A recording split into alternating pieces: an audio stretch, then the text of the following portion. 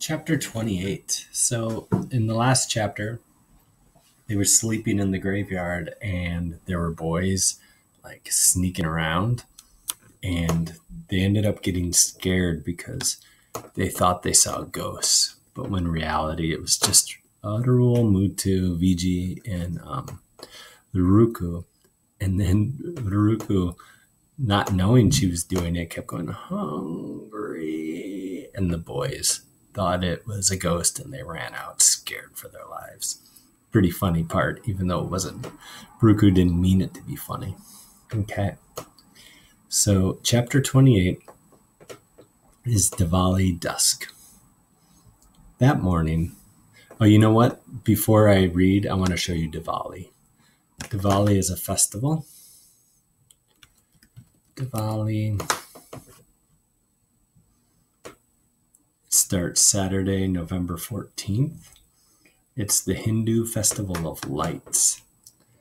And that's just, so they do all kinds of displays with lights and candles. It's pretty cool. Oh yeah, lanterns. Let's look at Diwali in Chennai, where they are, so we can picture it.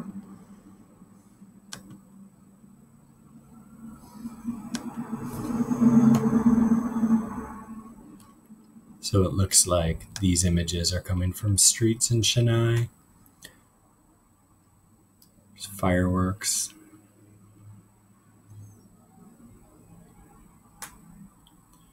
Looks pretty awesome. But I can see why Ruruku doesn't like Diwali, right? Because of the noises and stuff.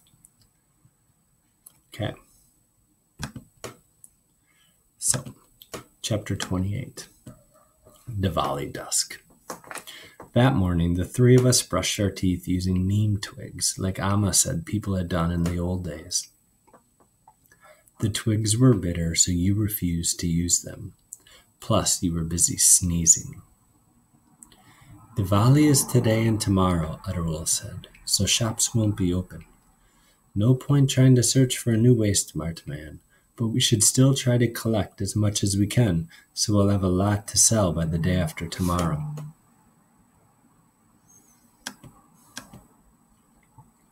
Soon, Mutu said confidently, we'll have tons of stuff. And we'll find a new waste mart man who'll give us a lot of money, and we'll buy 5 packages of those orange cream biscuits.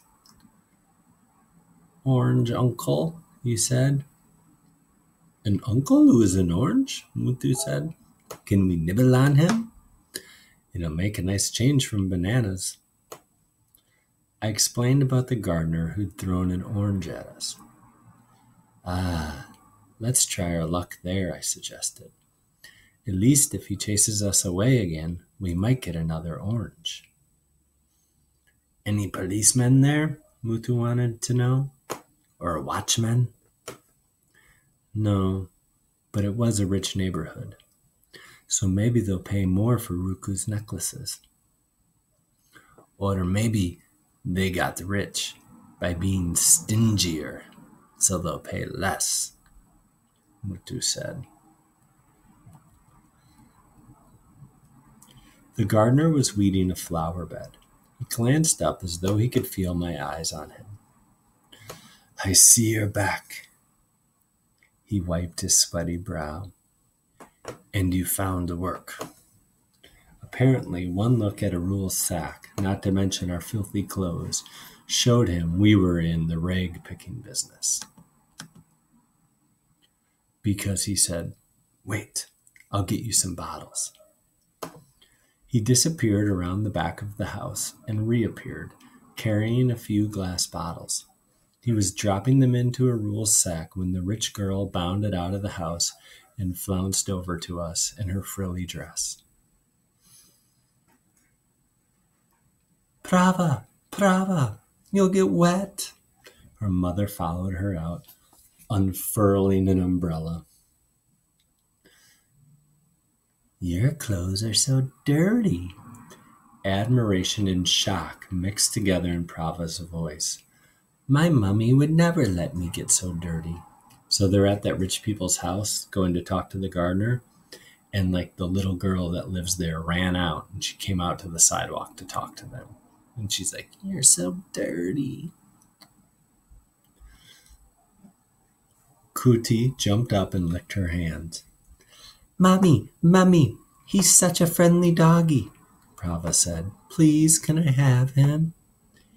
"He's ours," I told her. "Please, Mommy," the girl wheedled like she hadn't heard me.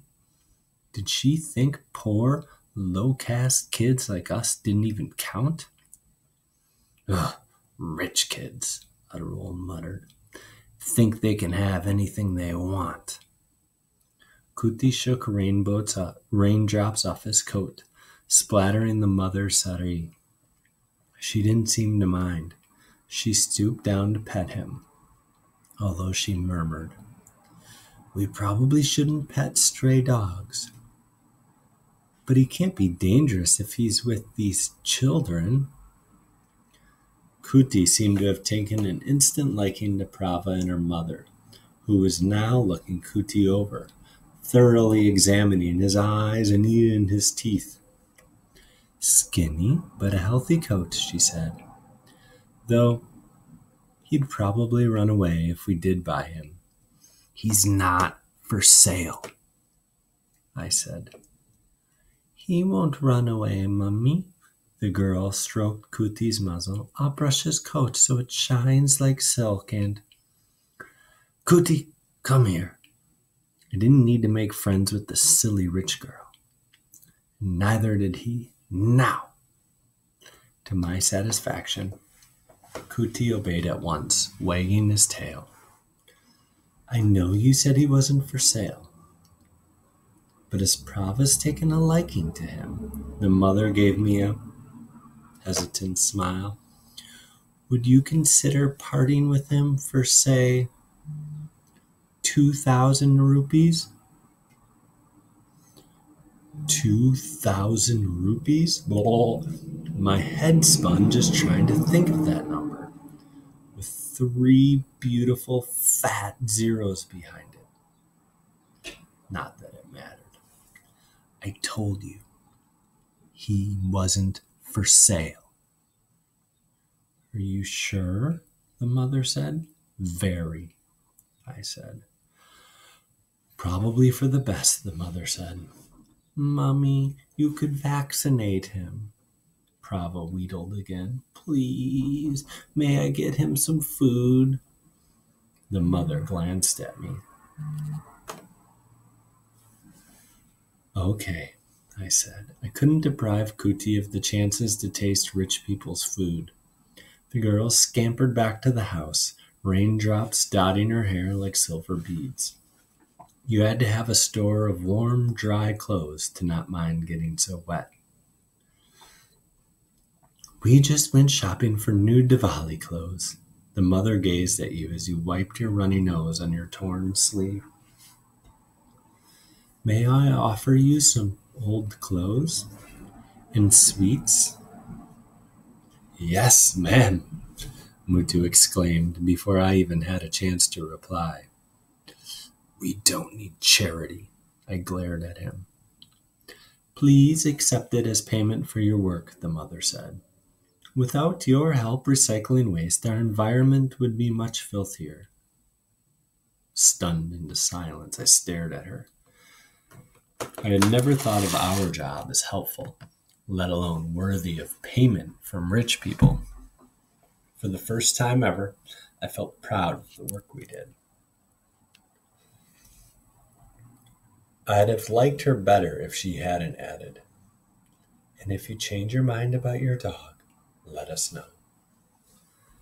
The drizzle let up long enough for us to shelter behind a rain tree at the end of the avenue and change into our new old clothes.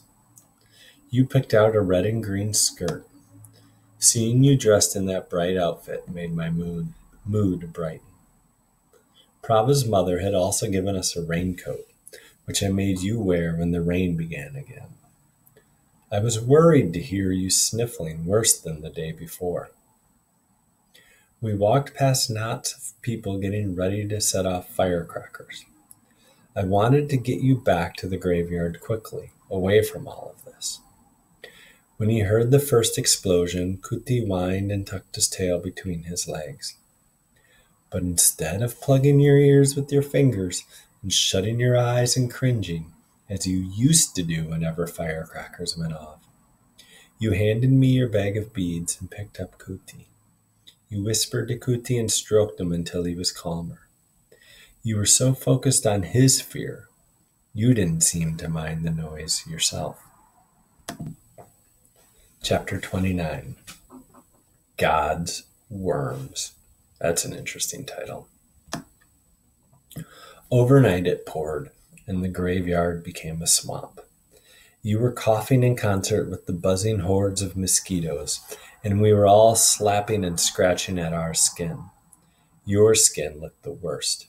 It wasn't just bumpy with bites. It was dotted with red, where you'd scratched so hard you had bled. Ruku's the sweetest of all, Mutu said. That's why the mosquitoes like her best. Looks like she really needs a rest. Adarul shot me a worried look. You girls want to stay here this morning? Ruku wants to make necklaces. Your voice was hoarse, but you grabbed your bag of beads and hugged it to your chest. Ruku wants to help. We decided we'd set up shop nearby so you wouldn't have to walk far in the rain. Slimy pink earthworms covered the sidewalk and the road, and we had tried avoiding them as we walked, but you noticed one get squashed beneath a cyclist's tire. Ow!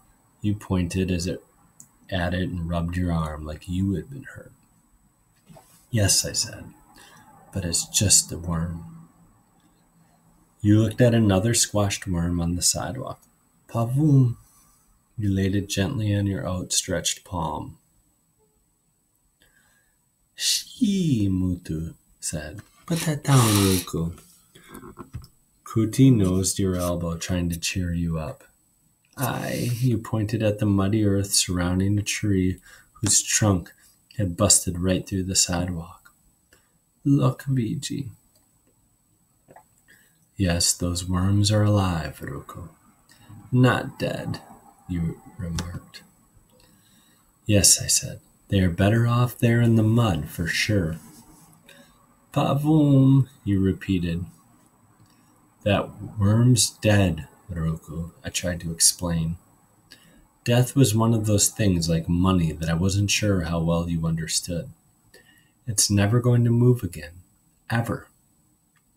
You ran a finger along the dead worm's body, then picked it up again and put it on the earth around the tree.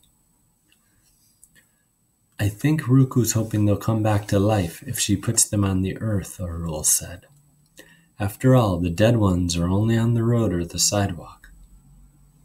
You're trying to save them, aren't you, Ruku? Ruku's the best helper. You found another dead worm on the pavement and put it on the earth. Adarul wants to help? Can't, Ruku.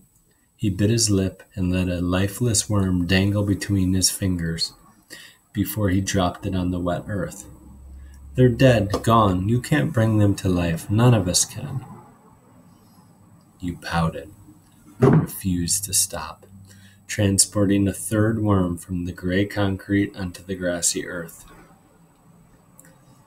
Maybe we're God's worms, Mutu said suddenly. What? Adarul glared at him. I'm not being disrespectful, boss. Mutu stared at the thickening rain. God must be so high up, we must look like worms to him. So when we're starving, he probably just feels like when we see a worm die. A little sad, but not much. I guess God feels a little bit sad for us, but not enough to send us all food. I'd settle for God sending us a little less rain, I said. Then we could find our own food. Come on, Ruku, we can't stay here all day. Leave her be. I'd crouch down with you, patting your hand as you croon to the dead worms. We're not sweet enough to mourn the worm. We're not sweet enough to mourn the worms. Someone should. So we stayed.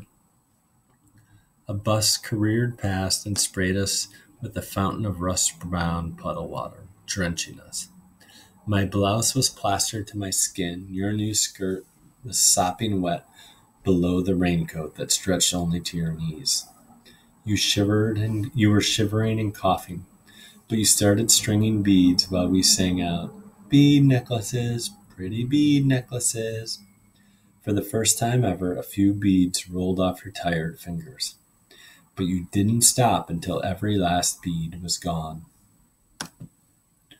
Your busy fingers made so many necklaces, Ruku. I still have one. The only one we didn't sell. And nights, when I just can't get to sleep here, I count the beads on it. Like it's my own kind of rosary.